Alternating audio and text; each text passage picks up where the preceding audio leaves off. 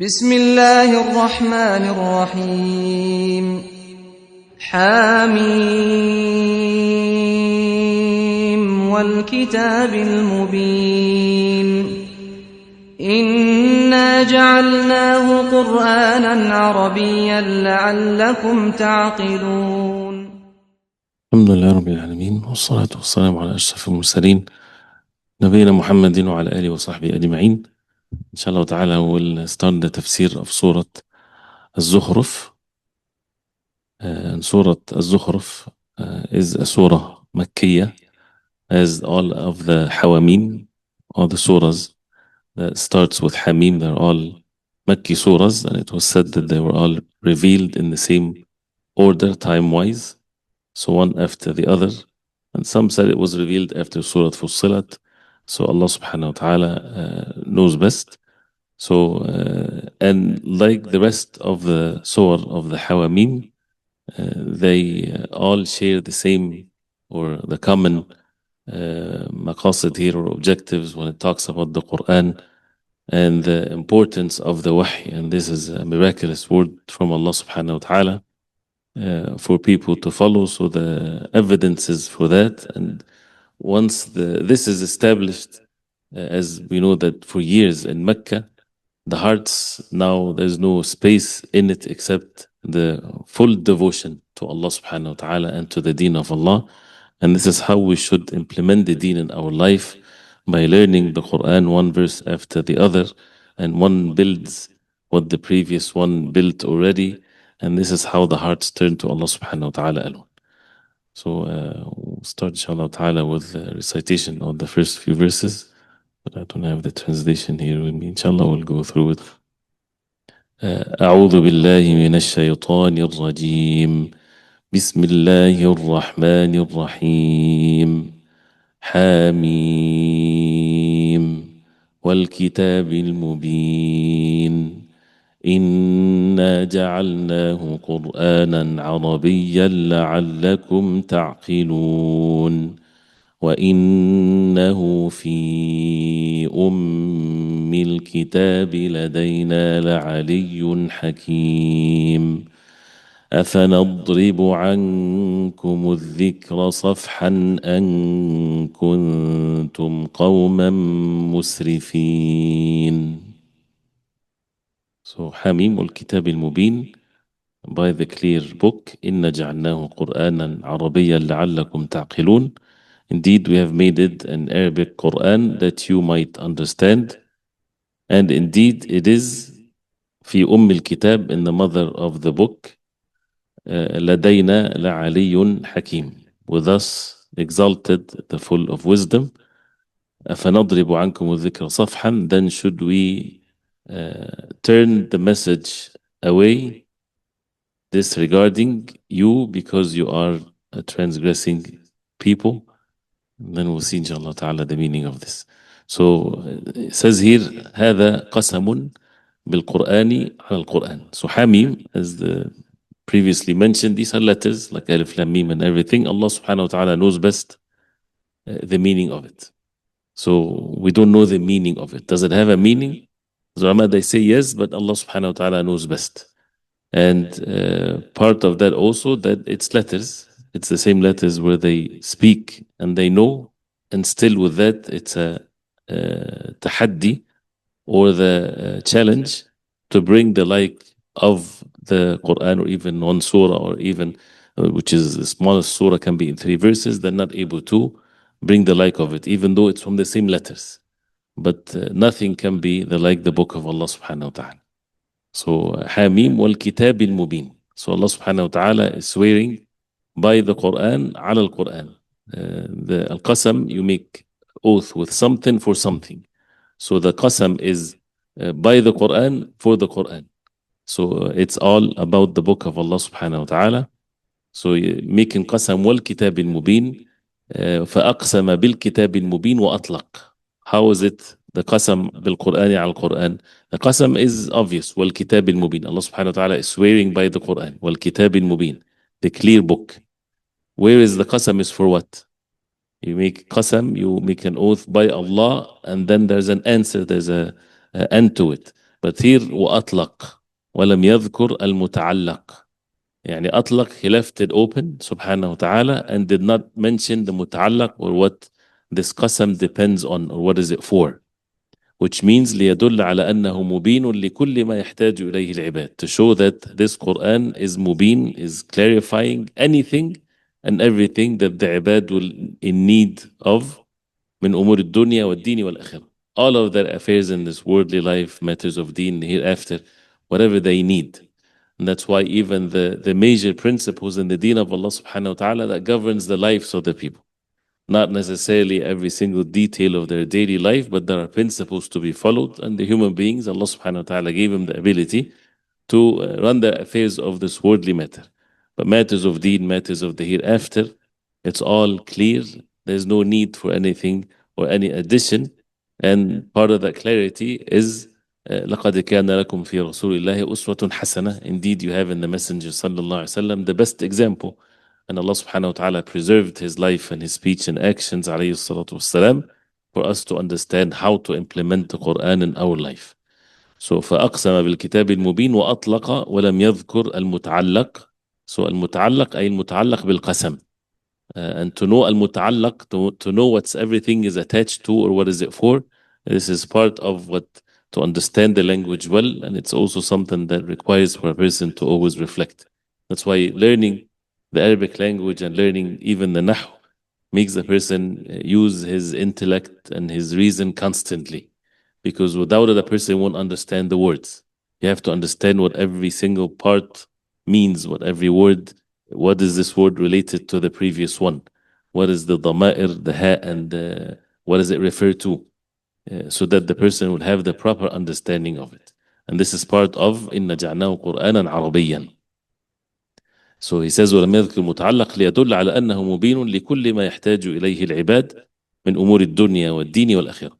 إن جعلناه قرآنا عربيا. Indeed, we made this Quran عربيا, Arabic language. يقول هذا المقسم عليه. This is المقسم عليه. This is what the qasam is for, that indeed we made this Quran عربي Quran على أنه جعل بأفصح اللغات وأوضحها وأبينها. So المبين الذي يبين كل شيء, one, the book that makes everything clear, and part of that clarity that Allah subhanahu wa ta'ala chose for the Quran, أفصح اللغات, the most eloquent in speech in any language whatsoever, وأوضحها, and the most clear in it, وأبينها, and الوضوح والبيان. الوضوح is when something maybe not quite focused or dark, for example, you make it clear. Well, bayan is when the details of it is very clear. And this is something that no one would ever deny if they would get to know the language. No language like it whatsoever, even in the vocabulary, in the structures of the sentences and everything.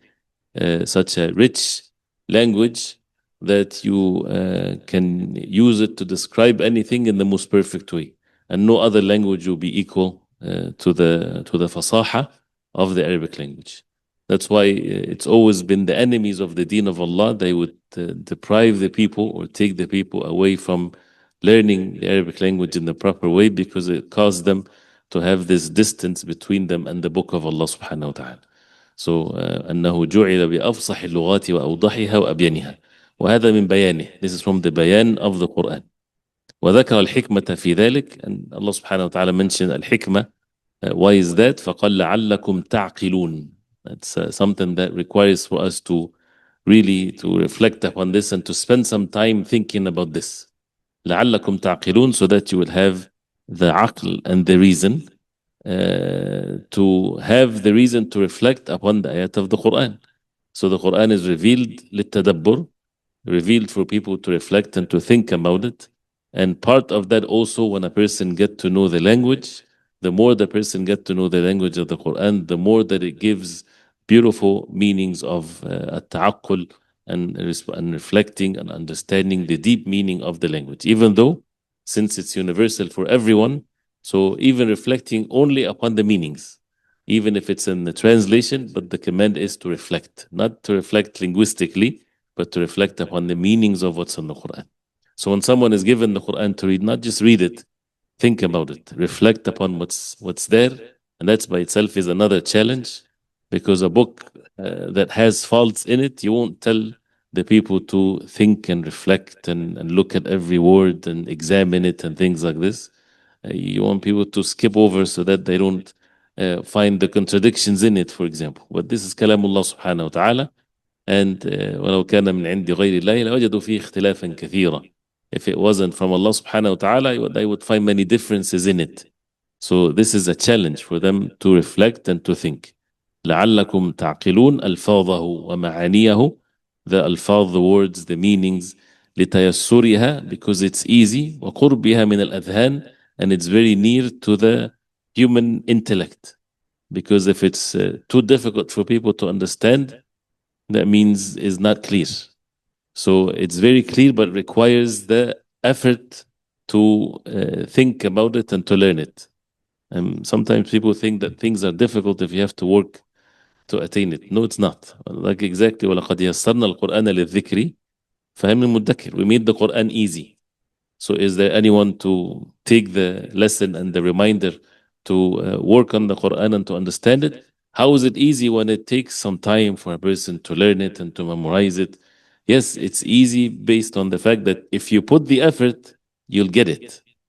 And the effort is not beyond the effort of the human beings. Allah subhanahu wa ta'ala created us and He gave us the ability to put the effort to learn the Quran.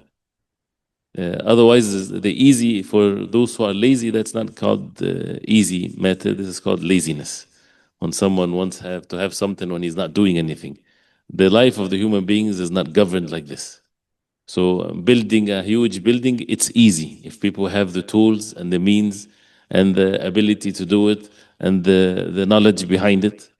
It's not difficult, it's easy, because if they put these things together, they'll build the building by the will of Allah subhanahu wa ta'ala. But if they have all of this and then they get stuck, they don't know how to do it, then it's difficult. For the Quran, if people take the means, they will benefit from it. But they have to put the effort to understand the meanings of it and the words and so on. لِتَيَسُّرِهَا وَقُرْبِهَا مِنَ الْأَذْهَانِ. And الذهن is the one's thinking and one's aql. So وَالْكِتَابِ الْمُبِينِ. Many verses describe many different characteristics of the Quran. So here it's, and you would see in the surah how the matter has been made very clear, especially the most important matters, which is the purpose of life and the tawheed of Allah and the foundation of the deen. And therefore you would find the ummah, the Muslimin, the illiterate one and the most sophisticated one, they all can fulfill the commands of Allah, the obligations, and to stay away from haram perfectly. And then they take themselves into levels of excellence and learning. This is how human beings are. Other ways of life or religions, you would find only the elites or some group of people only applying it and not the rest. And they would separate between the elites versus the masses, but the obligations upon everyone, Allah subhanahu wa ta'ala made it easy for them. وَإِنَّهُ فِي أُمِّ الْكِتَابِ لَدَيْنَا لَعَلِيٌّ حَكِيمٌ. وَإِنَّهُ, that means indeed this book, Al-Quran, لَدَيْنَا. لَدَيْنَا, that means with us. Which is في الملأ الأعلى, with Allah subhanahu wa ta'ala. That's the meaning of لدينا. لدينا is different than to us, for example. But لدينا, الأمر اللدني, that means something that is very specially close, so that a person has it with him. Something inward, something that is very special with the person. So إنه لدينا, that means that it's with us, في الملأ الأعلى, in the highest level of the creation of Allah, في أعلى الرتب وأفضلها, in the highest level of goodness and virtue. لعلي حكيم. لعلي, indeed, by the lam of التوكيد here, it's for sure علي, very high, and Hakim, very wise. لعلي في قدره, علي في قدره, in his magnitude, in his exaltation, وشرفه, the honor, ومحله, and its place. حكيم فيما يشتمل عليه, most wise in whatever is included in it, من الأوامر والنواهي, the commands of Allah and what Allah subhanahu wa ta'ala forbade, والأخبار, and what Allah subhanahu wa ta'ala informs. As you see when we read the tafseer, this ayah has awamir, this ayah has إخبار من Allah, informing from Allah subhanahu wa ta'ala, and so on. فليس فيه حكم مخالف للحكمة والعدل والميزان. There is no حكم, there is no ruling in the Quran that is مخالف, opposes the wisdom and justice and the proper mizan and balance of things, not according again to the desires of the human beings. The human beings, they are so biased, they only see things from one perspective versus another. The powerful ones, they make the judgment based on their interest. The weak ones, they would make their judgment based on their interest. Men versus women, all kinds of things. But the commands of Allah subhanahu wa ta'ala, it's the most just. And there's no differentiation between one or the other. And it's based on the perfect wisdom of Allah and the justice. And as we heard here, al-mizan. وَإِنَّهُ فِي أُمِّ الْكِتَابِ لَدَيْنَا لَعَلِيٌّ حَكِيمٌ. And the of something is the core of something, is the core of it. And we have al-lawh al-mahfuz, and that Allah subhanahu wa ta'ala preserved in it everything that is from the creation of Allah subhanahu wa ta'ala till the day of judgment. And Allah subhanahu wa ta'ala is the most wise. So وَإِنَّهُ لَدَيْنَا وَإِنَّهُ فِي أُمِّ الْكِتَابِ لَدَيْنَا لَعَلِيٌّ حَكِيمٌ. Then he says ثم أخبر تعالى أن حكمته وفضله يقتضي ألا يترك عباده هملا لا يرسل إليهم رسولا ولا ينزل عليهم كتابا ولو كانوا مسرفين ظالمين. Now ثم أخبر تعالى. الإخبار يعني أن هذا من الله تبارك وتعالى يخبر عباده. Allah subhanahu wa ta'ala is informing his عباد أن حكمته وفضله, that his wisdom subhanahu wa ta'ala and his fadl subhanahu wa ta'ala and his bounty يقتضي, by necessity, ألا يترك عباده هملا, that he does not leave his عباد هملا unattended for or just left on their own. Al-hamal is when something has nothing to bring it together, to control it. When you have a bunch of animals, for example, roaming around in a place like this. So Allah subhanahu wa ta'ala did not create his creation to leave them hamalan, but subhanahu wa ta'ala لا يرسل إليهم رسولا, does not send a messenger for them. ولا ينزل عليهم كتابا, and does not bring down a book unto them. ولو كانوا مسرفين ظالمين, even if they are transgressors, even if they are ظالمين, wrongdoers, still Allah subhanahu wa ta'ala will establish the hujjah on them.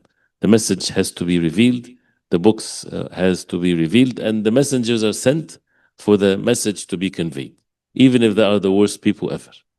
أفنضرب عنكم الذكر صفحا أن كنتم قوما مسرفين. أفنضرب عنكم الذكر صفحا. This is one of the ways of expressing something in Arabic. ضرب الصفح عن كذا, that means when you turn completely from something. So أفنضرب عنكم, that means أفنعرض عنكم, should we turn away from you. ونترك إنزال الذكر, and we don't bring down the dhikr, the reminders, إليكم, for you. ونضرب عنكم صفحا. الصفح is the side of the person, turns away from you. ونضرب, and ضرب الصفح, that means not just turning, but turning completely. ضرب, when you strike something on something, that means completely ignoring you. لأجل إعراضكم, because you're turning away. وعدم انقيادكم له, and because you're not in state of submission to it and to Allah subhanahu wa ta'ala. بل ننزل عليكم الكتاب, but still we will bring down the book unto you. ونوضح لكم فيه كل شيء, and will make everything clear in it. فإن آمنتم به واهتديتم, if you believed in it and you're guided, فهو من توفيقكم, this is from the tawfiq that Allah subhanahu wa ta'ala bestowed upon you and for your goodness. وإلا قامت عليكم الحجة وكنتم على بينة من أمركم. Otherwise, the hujjah becomes established on you, and the matter becomes very clear to you, and you have been warned, and the matter becomes very clear. So أفنضرب عنكم الذكر صفحا, which shows the mercy of Allah and the wisdom of Allah subhanahu wa ta'ala, that everyone is mukhatab, everyone is addressed by the book of Allah subhanahu wa ta'ala, even if it's the worst people. Some people, they are selective when it comes to matters of da'wah, which is the ayah here is a benefit. One of the benefits of the ayah, that the da'wah is not selective, is not only for the ones that you might think they might accept the message. You know, Musa alayhi salam was commanded by Allah to go to Fir'aun, even though he was sent to Bani Israel. So there's no one worse than Fir'aun.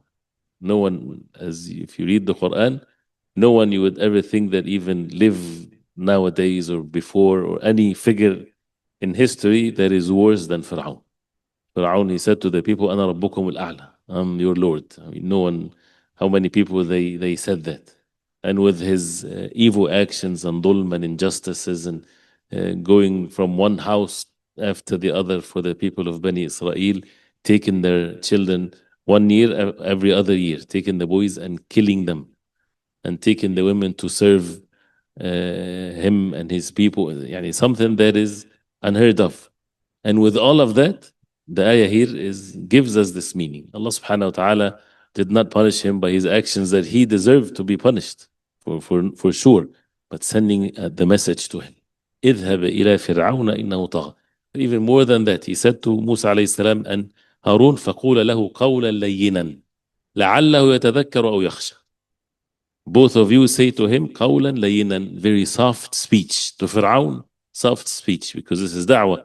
You're conveying the message. Conveying the message is not to fight for him, even though that he is Fir'aun, is that you say it in a very soft speech. لعله يتذكر أو يخشى. Maybe that he might be reminded, and the reminder would affect him, or maybe he will have the fear of Allah. And Allah subhanahu wa ta'ala knows best, and knew that Fir'aun will die in the state of kufr. But this is addressing who? Musa alayhi salam and Fir'aun and Harun. This is the instructions to the messengers. The secrets of Allah, the guidance of the heart, this is not for you, even the messengers of Allah. Their job is just to convey the message. وَإِنَّكَ لَتَهْدِي إِلَى صِرَاطٍ مُسْتَقِيمٍ, as the last surah, the last verses in Surah Al-Shura, where that indeed, O you Muhammad sallallahu alaihi wasallam, guide to the straight path. The guidance is not the guidance of the heart, it's the guidance of conveying the message. You see how the surahs talks about the Quran and the message of the Quran and the importance of the wahy and benefits that you won't find it except in the Quran. And many, when they are in the field of calling others to Allah subhanahu wa ta'ala, if we don't get the message of the wahy, we would do it based on our desires. Like a person is just in the business of marketing, for example. People might use these strategies in da'wah. No, we need to have the Quran as the mean for us to understand how to give da'wah. So how to, if Allah subhanahu wa ta'ala will, He would turn away from the evil ones. That means we learn from that is the message is to be conveyed. And the last person that you might think that he become guided and become a believer, it is not your job to give or to convey the message based on that thinking, because it's not about you gaining or successfully having people to embrace the truth. This is not our business. The success of a da'i or a caller to Allah subhanahu wa ta'ala is how much he conveyed the message, and that's the end of it. Allah subhanahu wa ta'ala will for one to be guided, millions to be guided. It does not increase anything in the reward of the caller to Allah, because he conveyed the message. And as Allah subhanahu wa ta'ala said to the Prophet alayhi salatu wasalam, فَإِنَّمَا عَلَيْهِ مَا حُمِّلَ وَعَلَيْكُمْ مَا حُمِّلْتُمْ وَإِن تُطِيعُوا تَهْتَدُوا. That for him, the Prophet alayhi salatu wasalam, what Allah entrusted him with, which is to convey the message. And upon you, what you حُمِّلْتُم, that means to accept the message. Yes, لَأَنْ يَهْدِيَ اللَّهُ بِكَ رَجُلًا وَحِيدًا خَيْرٌ لَكَ مِنْ حُمْرِ النَّعَمِ. As the Prophet alayhi salatu wasalam, he said to Ali ibn Abi Talib, that if Allah subhanahu wa ta'ala guide one person for you, is better for you than Humr Ni'am, the best of all of the camels, the most expensive of wealth. And if Allah subhanahu wa ta'ala guide one person, but as far as calling others and fulfilling this mission is by conveying the message the way Allah subhanahu wa ta'ala revealed it. And that's why there's a messenger that comes in the day of judgment without even having one follower. And again, the correct belief of the people of Ahl Sunnah wal Jama'ah at all times is that the messengers of Allah, all of them, they were successfully fulfilled their mission. None of them failed. وَالْعِيَاذُ بِاللَّهِ. They all fulfilled it perfectly. So it's about conveying the message. So أَفَنَضْرِبُ عَنْكُمُ الذِّكْرَ صَفْحًا أَنْ كُنْتُمْ قَوْمًا مُسْرِفِينَ. Your people musrifin, transgressing, so we'll turn away from you? No. We'll convey the message to you. وَمَا كُنَّا مُعَذِّبِينَ حَتَّى نَبَعَثَ رَسُولًا. Allah subhanahu wa ta'ala says no one will be punished unless a messenger is being sent. So as also the matter of belief from these verses and others, if people are on the face of earth committing shirk, kufr, bloodshed, evil actions against their own pure nature even. But the message never reached them. If they die in that state with all of these evil actions, then they are called from the people of Ahlul Fatra. Means the message did not reach them. That means they will be tested in the Day of Judgment. Not to be judged based on their instinct. No, the message didn't reach. So it's by the mercy of Allah and the justice of Allah subhanahu wa ta'ala that the message has to reach. Otherwise, they will be tested in the Day of Judgment. And a messenger will be sent to them, as it's mentioned in the hadith of the Prophet ﷺ. On the other side, if a messenger came to them and he conveyed the message of the Tawheed and they accepted it, Allah subhanahu wa ta'ala forgive all of their sins. And if they rejected it, they become from the fuel of the hellfire as a result of rejecting the message of the messengers. And that again shows the importance of the wahy. So this is how the surah is starting with the importance of the wahy and the language of the wahy and how it's the clarity of it and conveying it in the most clear way. وَمَا أَرْسَلْنَا مِن رَسُولٍ إِلَّا بِلِسَانِ قَوْمِهِ. That's why it also many great benefits. If a person is in an environment or in a country, as Allah subhanahu wa ta'ala says, وَمَا أَرْسَلْنَا مِن رَسُولٍ إِلَّا بِلِسَانِ قَوْمِهِ. We not send a messenger unless he speaks the tongue of his people. So that means he able to communicate with the people. So one of the goals of the da'wah is to remove this strangeness that the caller is calling them to something that they can understand, not something that looks foreign to them. So that's why it's the responsibility of the indigenous ones, the ones that have the ability to convey the message in the most perfect way, to convey it. And not to compromise the deen so that they don't look strangers to others, but to communicate with the people, to convey the message to them in the clarity of the Quran, in the way that the Quran is clear, and to convey it. And then guidance is in the hands of Allah subhanahu wa ta'ala alone. Stop here inshallah ta'ala and ask Allah subhanahu wa ta'ala to accept inshallah.